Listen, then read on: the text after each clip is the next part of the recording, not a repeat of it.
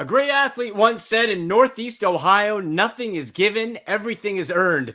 And the Browns are going to have to earn every bit of this schedule. We have NFL schedule release, Todd, how it affects the Browns, new odds to win the AFC North, and a whole lot more right now on the Sick Podcast with Andy McNamara. Turn up your volume. Because you're about to listen to The Sick Podcast with Andy McNamara. The sickest Cleveland Browns podcast. Cut back by Chubb. He's to the 10. He's still running to the 5. He dips outside left. He's going in. Touchdown. What a run. Nick Chubb. It's going to be sick. Hello, everybody. One step closer to the NFL season because the NFL schedule is out. It got released. Lots to talk about here. We'll get into the schedule, Gabe, too. Do some predictions. I want to know your predictions. How many wins after seeing this, well, in some parts of the schedule, a bit of a gauntlet for the Browns. Hit us up on social media at AndyMC81, at SickPodBrowns on Twitter, Instagram at AndyMCSports. Leave your comments below. Browns record, I want to know. What do you got? How do you think they're going to do? I'll tell you mine a little bit later on in the show. But to talk about this schedule, what it means, and he's coming to us actually live from Browns rookie camp right now in Berea, Ohio, the general of the 100 Years War returns from ESPN Cleveland, the man himself, Mr. Tony Grossi. Tony, how are you? I'm good, Andy. Great to be with you today. Excellent. Hey, thank you so much for taking the time. As always, great to have you back on the program. And boy, I was listening into the ESPN Cleveland Land on Demand content and show last night with you and the crew there. And Tony, for a schedule that was, and I put in quotations, easy, boy, the NFL didn't do the Browns any favors, did they? No, you're right. I thought, we knew the opponents. We know what they've done in the offseason and what their projections might be. And I think overall, it's a very favorable schedule. But I think the rhythm of the season that the NFL created for the Browns made it much more difficult. Yeah. And I don't think they did them any favors at any point, starting with the bye week in week 5. We're actually starting with, opening against Cincinnati and 3 of the 4 division teams in the first month of the season. Then the bye week is so early, and then traveling on Thanksgiving and Christmas weekends, and then coming back after Christmas in Houston and playing on the 28th on the Thursday night against the Jets. Every stretch of the schedule, I think, is a barrier to or an obstacle that's going to make it a lot more challenging than on paper it should have been. I totally agree. And we'll bring up the schedule here on screen so we can have a look. And boy, Tony, yeah, like the one way to look at it, because the Browns have, since they've come back, of course, have given their fan base no reason to be optimistic or trust them in any way outside of blind faith. So the positive side to look at this is, okay, you go in, you win those first 3 division games out of the first 4 weeks, and you are in full control of the division. But Tony, I got to say, it's tough to believe that that's a possibility, right? You hope. Oh, yeah. Yeah. First of all, I did want to say the Browns have been very competitive in their division under Kevin Stefanski. Okay. First of all, they've closed the gap with him as head coach. However, there are these other issues, like they're 2-21-1 in season openers, and you're playing the best team on your schedule in your season opener, whether it's home or away. The fact is that's the best team on your schedule. That's why I was also disappointed that they opened against Cincinnati at home. That's like, NASCAR running the Daytona 500 as the first race of the year. After that, what's left, Yeah. And then to be called on to go directly to Pittsburgh for a Monday night game in week 2, other than the playoff game in 2020, which was unique because there were no fans there. Other than that, the Browns haven't won in Pittsburgh in 19 years. Wow. And then to get a primetime game against a division opponent on the road, that's always a burden. And the Browns, most teams don't win in those situations, unless you're playing the Browns sometimes. So that start, you could be 0-2, and then 2 weeks later, you're playing your home game against Baltimore. So that's a difficult, daunting task. But you're right. The upside is you can really, take hold of the division very early. And like me, I'm more interested in how they do in the division. I think that's the shortest path to the playoffs. Yeah. And you could either be right in it or right out of it in the first month. That's wild. In conversation with Tony Grossi from ESPN Cleveland and landondemand.com, Browns analyst on Twitter at Tony Grossi. So Tony, yeah, that's where we're at. And that first chunk of the season is so important. Now, we again can look at this from two angles. It can be that, all right, well, sometimes really good teams take a while to ramp up. Maybe you catch the Bengals flat-footed. Maybe the Ravens as well. Pittsburgh aren't the world beaters, but Kenny Pickett beat us in the last game last season. So maybe we get these teams when they're not going at full gear with the Browns, having a new look offense and a new look defense that those teams haven't seen yet. Yeah, I mean that's one way of looking at it. Am I reading? It's a challenge. It's a challenge, but it's not an insurmountable challenge. And there are some advantages in that Cincinnati won't know what to expect defensively from the Browns with Jim Schwartz taking over. Although I would suggest that after a series or two series or a quarter, you basically catch up and you adapt if you're the Bengals. So that secret attack only goes so far. And they have played Burrow. Joe Burrow's never won in Cleveland. We know that. And they play defensively well. One big difference this year is Myles Garrett is going to have to go up against Orlando Brown instead of Jonah Williams at left tackle. That's a big improvement for the Bengals. But listen, I'm not saying it's insurmountable, but it's a really rough start, much rougher than it needed to be. 100%. There could have been so many other wrinkles that we could have got the Titans there, or throw the Texans at or whatever, right? But it didn't fall that way. And another way I'm going to try to stay positive here, Tony, is if you're the Browns and you've gone pretty much as all in as you can go without having your first round picks. You have Deshaun Watson. You got these veterans. It looks like the front office recognized where they needed to make improvements, get meatier on defense, bigger, faster receivers, etc. If you fancy yourself a true contender, if you consider yourself a division winner and a playoff contender, you got to beat these teams and you got to overcome. So maybe it's this, Tony. Maybe it's what better Cleveland way, the hardworking, nothing's ever given to you, overcoming attitude. Then you know what, NFL, you don't like us? We're going to overcome it anyway. That's got to be the mentality anyway. Yeah. Yeah. Well, I'm always concerned about the way the coach of the Browns, no matter who he is, prepares for the season, for the first game, right? And because I think I've always put so much importance in the first game. Of course, they've only won 2 of them in 24 years. But you look at Stefanski's record.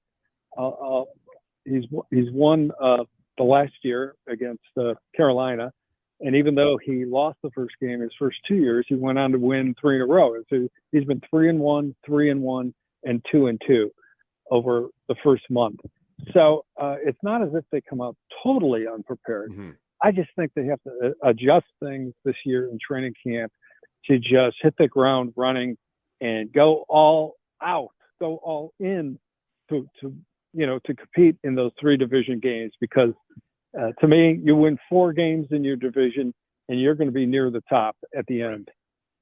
Yeah, and that division is going to be so tight, right? You see the different odds and win predictions and all that. This is going to be a super tight division. And I wonder, Tony, if, as we saw the front office adjust with their personnel that they brought on the team, if Stefanski will adjust, and you don't have to look too far to do it. They saw it last year when they scrimmaged with the Eagles. They're doing that again. The Eagles had a pretty darn good season, and they go decently hard in the offseason, in training camp. And there's no one way to do it or not. But I wonder if that's the way they might look at it, to go harder.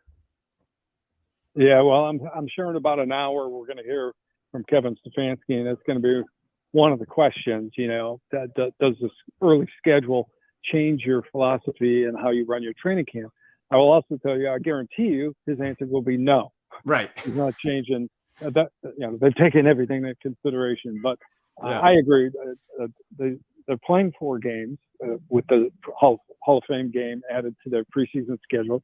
They've got another week, tryouts and workouts with the Eagles. It seemed to me with that 5th week bye that you could afford to just put the pedal to the metal right at the start of the season and worry about the rest of the season once you get to the bye week. Right. That those 3 games in the division are paramount in winning the division. You can still, you can still make something of the season, but I doubt if you go 1-2 in those first 3 division games, I think you could kiss goodbye, the AFC North title, which is something they never had anyway. But I'm big into winning the division, and that's why I would adjust accordingly. Well, especially with how stacked the quarterbacks are in this AFC now. There's going to be a really good team that doesn't make the playoffs. There's going to be a team with a star QB that probably doesn't make the playoffs. And I'm with you, Tony, because you can go harder because before the bye, your first 3 of your first 4 games are also at home. You don't have a grueling West Coast trip, so you can go hard for that. So we'll see. Let's see if Stefanski does it. Now, outside of that first month, what is the next toughest stretch? Is it, like you mentioned off the top, that Christmas bit where not just, and I feel bad for you, Tony, you're traveling. There's no Christmas this year for you, right? You got Texans, then back. Is it that over Christmas stretch that's most difficult? Right. Well, I think the difficult stretch starts with the Thanksgiving weekend, travel to Denver. As soon as they're done with the Denver game, they are flying to LA and will spend the week training for the LA Rams game. They got their wish. They wanted to have 2 West Coast games in a row so they could save a trip, and they'll just adjust to that. But, that's complicated and it sounds good on paper, but there's so many distractions that go along with that. Okay, so then that starts the distraction period in my mind. Then you come home for a couple games. I think Jaguars and Bears. Yeah. And then you go back into that Christmas week, which is incredible. I've never seen 2 games within 4 days on Christmas week for the Browns. So I think that's a very difficult stretch, and they don't have any division games in that period. That's why, again, I think it's paramount to score your big victories in the division. I think this division is going to be very compressed. Like the first place team is going to win 10 games, I think. Right. So if you don't win the division, you're not going to be in the running for a wild card, in my opinion.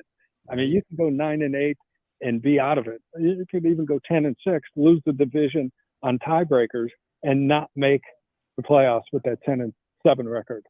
So again, that's why I focus on the division games, and at least in that stretch I just talked about, there are no division games. That means you better win them when you can.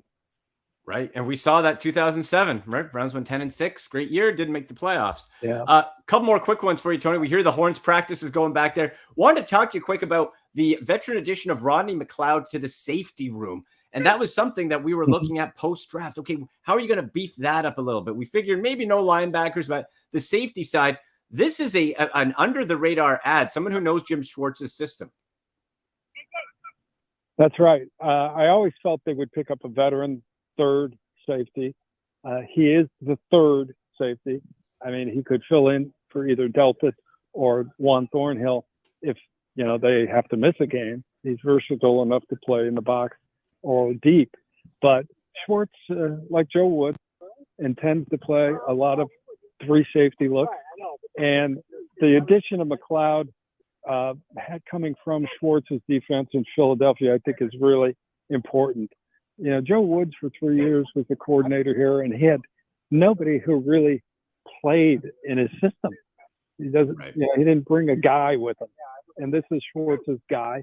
I wanted him to get a couple more Eagles up front. They weren't able to do that, but at least they got one in the back, and he thinks he's going to be a real important player. Yeah, I think that's such a great addition, and we'll see how that develops there. And finally, the rookie camp here, you're going to get a good look at these players up close and personal here. Anybody that you're personally going to be tracking? Is it the size of the defensive lineman? Is it Tillman? How he moves? Is there anybody that jumps out to you that you're going to be watching today? We've had a chance to talk to the offensive rookies already, so up close, they were out of uniform. Tillman is very impressive size-wise. He's the biggest receiver on the whole team when everybody gets here. And DeJuan Jones is absolutely huge, but I must tell you, he's naturally big, but not overweight. Okay. I was surprised. He does, he's just a huge person. His hands are gigantic, but he's not like sloppily overweight. He couldn't be because he's a basketball player at heart, So Right. He's got agility and all that. I haven't seen much of the defensive players. They're on the field yet, but I haven't gotten a good first impression. We'll talk to them tomorrow up close. Excellent. And we'll be able to read all about your analysis, what you thought of rookie camp and beyond. And you can get Tony's view in more detail on the schedule at thelandondemand.com. Tony, where can people find you again? I know Land on Demand, but you're everywhere. You can also listen to us on 850 ESPN Cleveland through Land on Demand. My writing's all on Land on Demand, and I usually tweet out the links to all my stories at my Twitter account at Tony Grossi. That's right. If you're not blocked, which I'm not, and I'm happy about it. Tony? Great stuff as always, Tony. Enjoy practice. Thank you. All right. There he goes. Tony Grossi, the general of the 100 Years War, landondemand.com. A must listen to always with Tony. He's been covering the team since 1984. So let's dive into this schedule a little bit more here, guys. Okay? Because, you saw the look of it. First of all, again, I want to know what you think. Hit me up in the comment section. Get me on Twitter at AndyMC81, at SickPodBrowns, on Instagram at AndyMCSports. Make sure you click subscribe.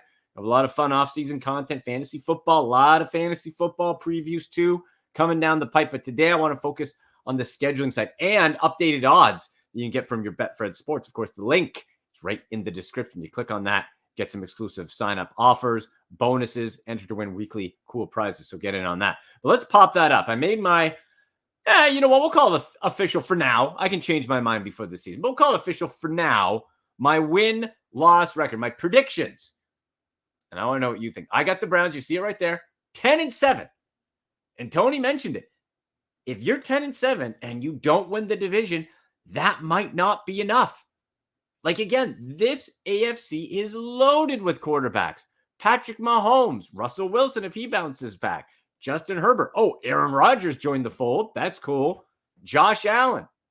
Yeah, Lamar Jackson, we'll see.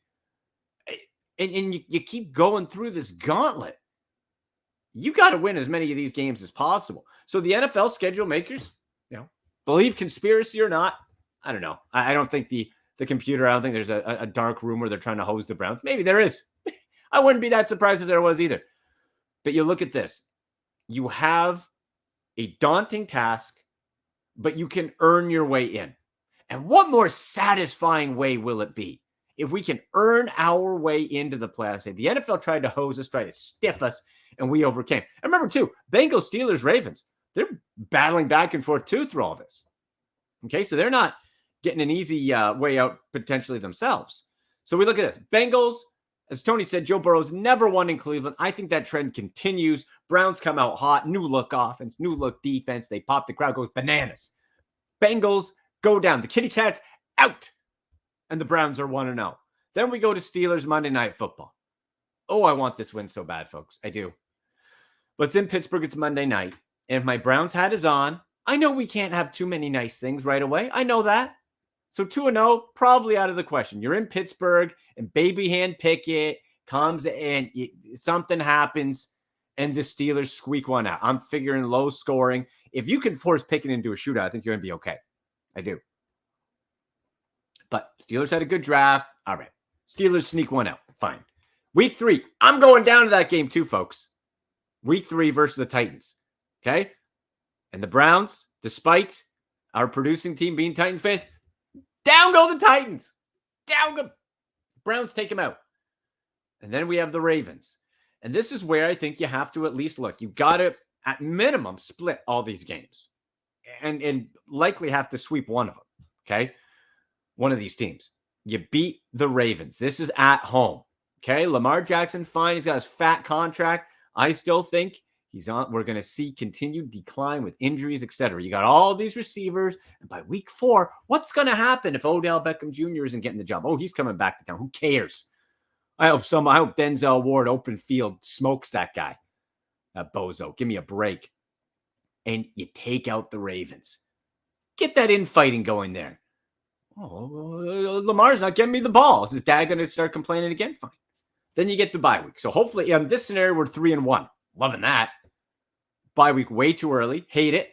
But if we can go into that 3-1, we're feeling good. You come out of it, you're at home against the 49ers, even if it's Brock Purdy, who I think is just going to see a serious regression this year. Fun story. Okay? Quarterback-friendly system.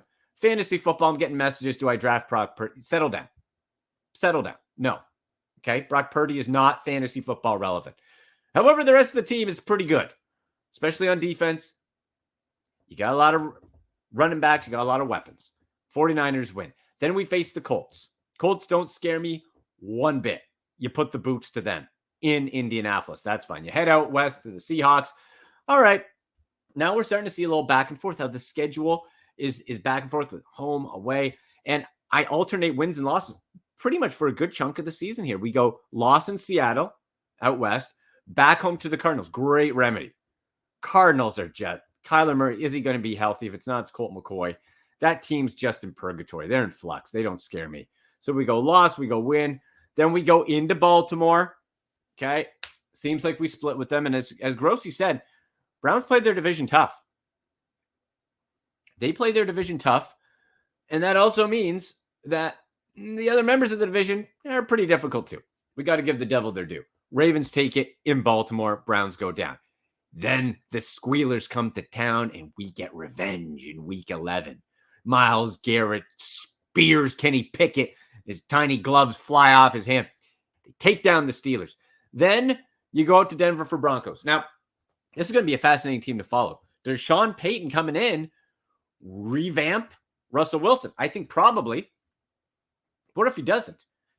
If it doesn't go well with the amount of capital they invested into Wilson and the money they gave to Payton, if this isn't going well, we'll know it by week 12. And if they're struggling, that team could be in full disarray. So that could be a win. Out west, always tough to play in Denver for the Browns.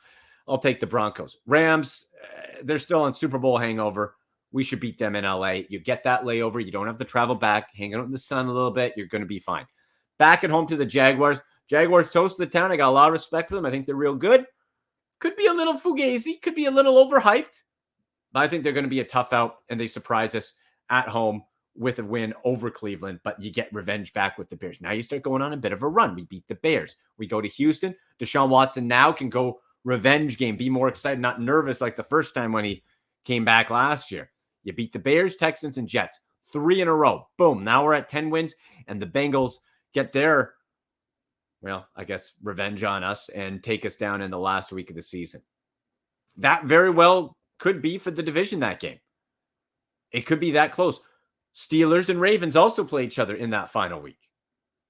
That's going to be a really interesting, as long as the Browns can keep pace, it's going to be a real interesting look on how this AFC North plays out. So that's what I have them.